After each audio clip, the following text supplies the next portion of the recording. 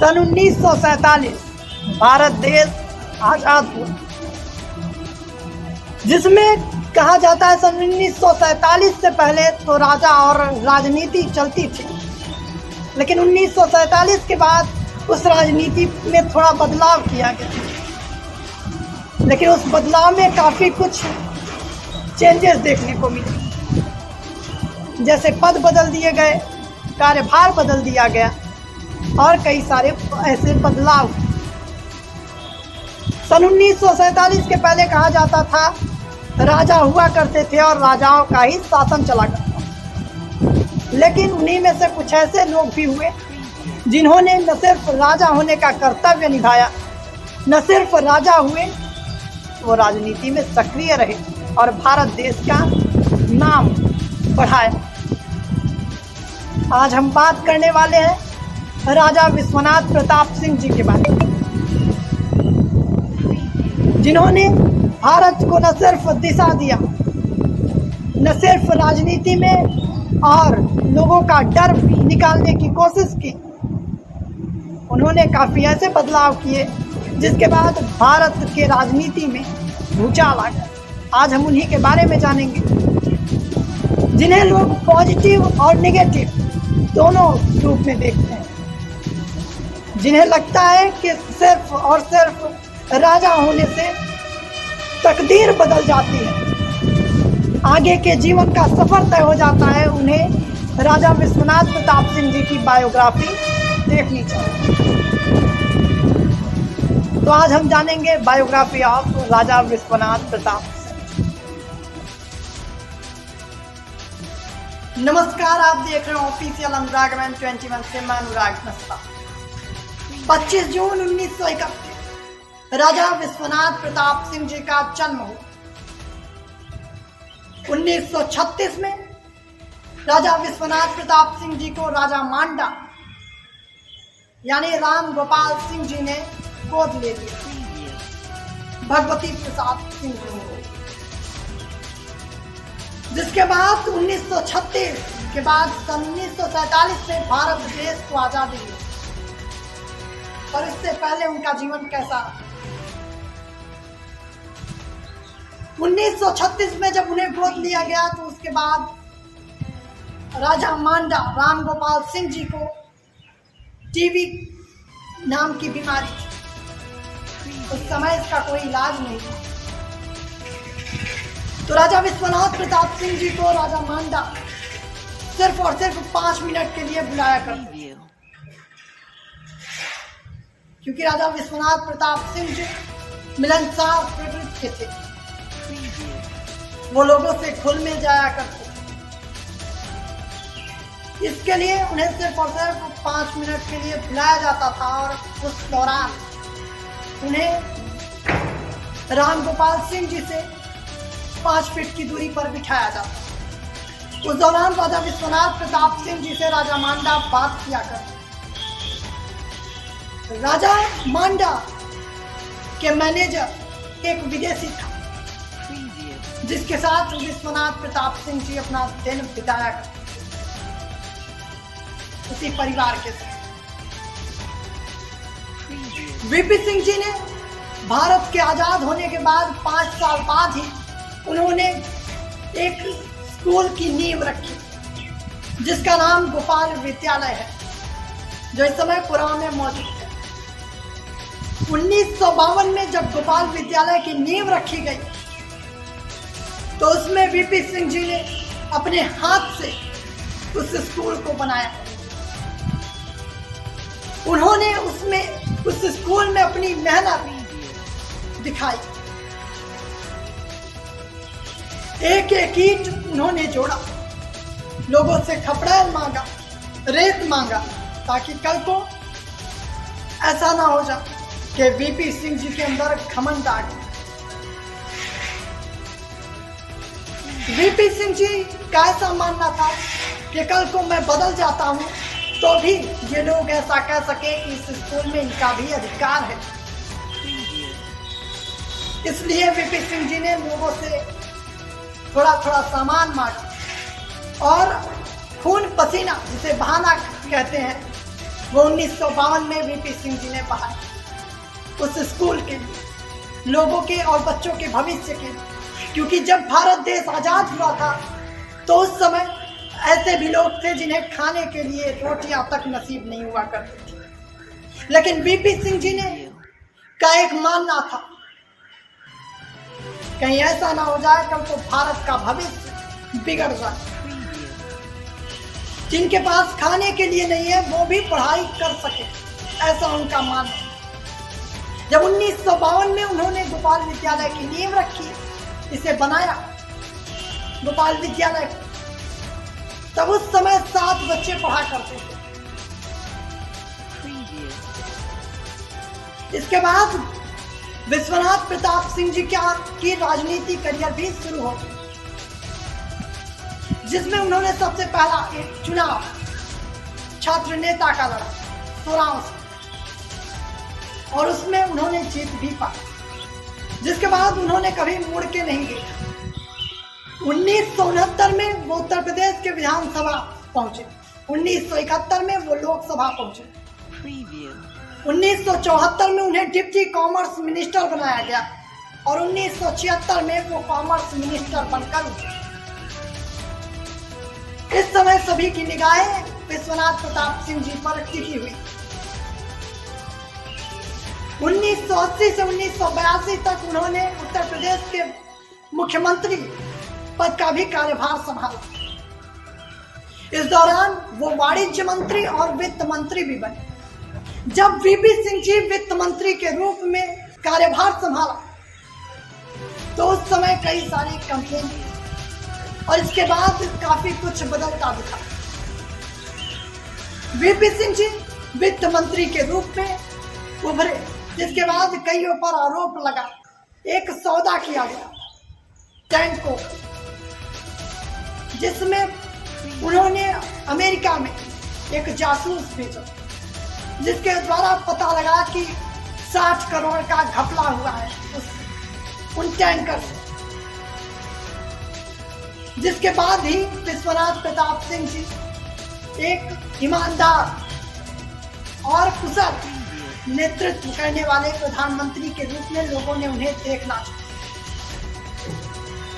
जिसके बाद उन्हें कांग्रेस पार्टी छोड़नी पड़ी और उनकी पार्टी बनी जनता दल नाम, जिससे 142 सीटें जनता दल को मिली, 86 सीटें बीजेपी को मिली, वाम मोर्चे को 52 सीटें मिली। जिसके बाद वीपी सिंह जी का नाम लोकसभा में प्रस्तावित किया गया प्रधानमंत्री के तौर पर। चंद्रशेखर जी और देवी प्रसाद जी ने उनका नाम आगे बढ़ाया। जिसके बाद 11 महीने में ही विश्वनाथ प्रताप सिंह जी ने न सिर्फ डकैती समाप्त की, आरक्षण लागू करने की भी कोशिश की और सुप्रीम कोर्ट से उसे लागू भी किया गया।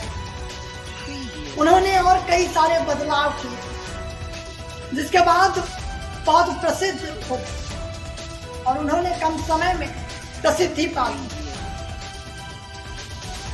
कहा जाता है ना, जब आप कुछ करना चाहते हैं तो उसके लिए समय जरूरी नहीं होता, आपके अंदर जुनून कितना है वो जरूरी है। 1989 से 1990 तक वो बतौर प्रधानमंत्री उन्होंने काम किया। जिसके बाद विश्वनाथ प्रताप सिंह जी को 1994 में भी प्रधानमंत्री बनने का अवसर मिला। लेकिन इस बार विश्वनाथ प्रताप सिंह जी ने ठानी थी कि मैं किसी और का नहीं सुना। जैसा कि उन्होंने वो जब वित्त मंत्री बने थे तब भी उन्होंने सच्चाई के साथ खड़े रहे, भले से उन्हें पार्टी छोड़नी पड़ी। 1994 में जब उन्हें प्रधानमंत्री बनने के लिए कहा गया, प्रेशराइज किया गया, तो वो वहां से चले गए। 1995 में वीपी सिंह जी की तबीयत खराब हुई, ब्लड कैंसर और गुर्दा खराब होने की बात कही गई डॉक्टर। 1996 की बात है, जब उन्हें एक बार फिर से प्रधानमंत्री बनने का अवसर मिला, और इस बार भी विश्वनाथ प्रताप सिंह जी ने उस अवसर को ठुकरा दिया। क्योंकि उन्हें राजनीति नहीं करनी थी, लोगों की समस्याओं को सुनकर उनका समाधान करना। क्या कुछ उन्हें आगे समस्याएं आ रही हैं और आगे क्या कुछ समस्याएं आ सकती हैं, उन्हें उन चीजों को हल कर। सुप्रीम कोर्ट ने आरक्षण लागू किया, जिसके बाद आज कई बड़ी पार्टियां इस समय मौजूद है। चाहे हम उत्तर प्रदेश की बात करें तो सपा, समाजवादी पार्टी जैसी पार्टियां इस समय एक उत्तर प्रदेश की बड़ी पार्टियों में शामिल है। और अखिलेश यादव, मुलायम सिंह यादव, मायावती नेता आज वीपी सिंह जी की देन है कि राजनीति में ये सक्रिय हैं और राजनीति कर रहे हैं। काफी संघर्ष भरा जीवन काल रहा विश्वनाथ प्रताप सिंह जी का। आज हम आपको बताएं इस समय कि अगर बात करें तो गोपाल विद्यालय की शाखा खुल चुकी है। Gopal Vidyalaya inter college English medium, Gopal विद्यालय हिंदी मीडियम जिसे कहा जाता है। आपको हम बता दें, इस समय 6 से 7 हजार के करीब बच्चे इस समय इन स्कूलों में पढ़ रहे हैं, जिनका भविष्य इन स्कूलों में पल रहा है और आगे ये किन्हीं भी पद पर जा सकते। इन्होंने डकैती न सिर्फ समाप्त की, आपको याद होगा उस समय पर डकैती एक सबसे बड़ी समस्या थी। कहीं भी डकैत घुस जाया करते थे और डकैती को अंजाम दिया। इनकी सरकार में डकैती भी समाप्त। भूमिदान अगर किसी ने शुरू किया तो वो विश्वनाथ प्रताप सिंह जी। उनका मानना था कि अगर आपको जरूरत 1 बीघे की है तो आप 10 बीघे में आप कईयों परिवार को बसा सकते हैं। इंसान वही है जो लोगों के लिए कुछ कर सकते, नहीं तो अपना और अपने परिवार का पेट तो जानवर भी भरा कर। विश्वनाथ प्रताप सिंह जी एक बेहतरीन कवि और कलाकार भी। एक बेहतरीन जीवन काल रहा विश्वनाथ प्रताप सिंह जी का, जिसमें काफी सारे उतार चढ़ाव देखने को मिले। काफी संघर्ष भरा उनका जीवन रहा, लेकिन उनके बारे में लोगों को जानने की जरूरत थी, जिसके लिए मैं आभार मानता हूँ अपने स्कूल का, गोपाल विद्यालय इंटर कॉलेज का,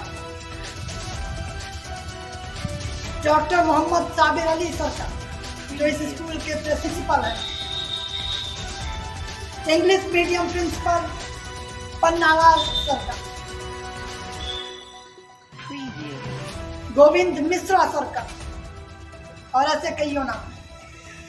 समय आया फिर 2008 का। 2008 में विश्वनाथ प्रताप सिंह जी का दिल्ली के अपोलो अस्पताल में मृत्यु हो। उनका जीवन काल समाप्त 27 नवंबर 2008।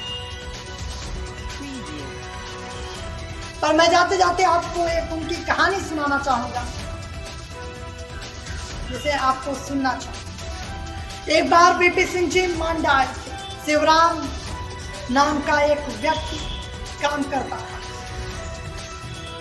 जो वीपी सिंह जी को कृष्ण और खुद को सुदामा कहा करता था। जब वीपी सिंह जी अचानक पहुंचे मांडा अपनी प्रोटेक्शन फोर्स के साथ, रहे होंगे 15 से 20 जन। उनके कुछ मैनेजर थे, कुछ नेता थे, कुछ दोस्त थे। तो पता लगा तिवारी को, शिवराम तिवारी को पैर में चोट है। जब वीपी सिंह जी तिवारी जी का पैर धुलने गए, उन्होंने उनके पैर में चोट। वीपी सिंह जी न किसी को देखा, न किसी की सुनी। वो तुरंत ही तिवारी जी को अपने कंधे पर बिठाए और लेकर अस्पताल। तिवारी जी का इलाज कराया और फिर उनका पैर। ये थे उनके संस्कार और उनकी संस्कृति। न सिर्फ वो एक बेहतरीन राजा रहे, न सिर्फ वो एक बेहतरीन मुख्यमंत्री रहे, न सिर्फ वो एक बेहतरीन प्रधानमंत्री रहे, वो एक बेहतरीन व्यक्ति और व्यक्तित्व भी। ये हम सभी को सिखाता है कि जीवन काल बहुत लंबा है, याद उसी को रखा जाता है जो कुछ कर जाता है। चंद्रशेखर आजाद, सुभाष चंद्र बोस, सुखदेव जी, ऐसे कईयों नाम हैं जो अगर बैठे रहते तो आज भारत देश को आजादी ना दिए, ना ही मैं होता और ना ही आप, और ना ही ये भारत देश आज इतना विकसित। वीपी सिंह जी अगर 1952 में इस स्कूल की नींव नहीं रखते तो आज कईयों का भविष्य उज्जवल होने से पहले ही अंधकार में चला जाता। कल की इंतजार ना कर, जो कुछ करना है आज से ही शुरू कीजिए। मैं अनुराग मिश्रा आपसे विदा लेता हूँ, और अगर आपको बायोग्राफी राजा विश्वनाथ प्रताप सिंह जी की अच्छी लगी तो कमेंट करके अपनी राय जरूर रखें। चैनल को अब तक आपने सब्सक्राइब नहीं किया तो चैनल को सब्सक्राइब कर ले, वीडियो पसंद आई तो लाइक करें। और विश्वनाथ सिंह जी की ये तो छोटा सा और चंद लम्हा था जिसे मैंने आपको बताया। ऐसी कई यादगार बातें हैं, ऐसी कई यादगार लम्हे हैं जिसके बारे में तो आपको अभी ना ही आपको पता है ना ही मुझे। आज उनकी 14वीं जयंती पर मैं अपनी तरफ से, अपने टीचर्स की तरफ से और पूरे स्कूल की ओर से उन्हें उनकी जयंती की और आप सभी को हार्दिक शुभकामनाएं। बहुत बहुत धन्यवाद। नमस्कार।